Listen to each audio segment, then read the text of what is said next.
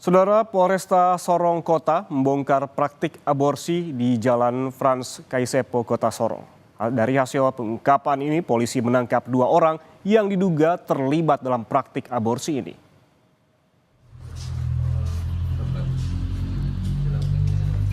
Setelah dilakukan penyelidikan, diketahui praktik aborsi sudah berlangsung sejak tahun 2020. Dengan jumlah pasien yang dilayani pelaku sebanyak 120 orang. Dari penyelidikan, polisi menyita sejumlah barang bukti seperti obat-obatan dan alat kesehatan.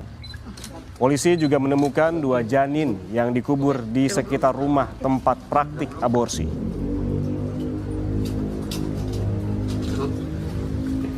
Data dikubur, jadi ditanam, dikubur di sekitar rumah situ. Ya. Kira-kira berapa banyak itu kemudian pengakuan dari tersangka yang sudah ditanam di sekitar rumah? Dua yang ada dikubur itu 2. Yang lain mungkin yang masih kecil jadi dibuang atau seperti apa masih dalam pendalaman. Tapi yang dari pengaman korban yang dikubur sekitarnya ada.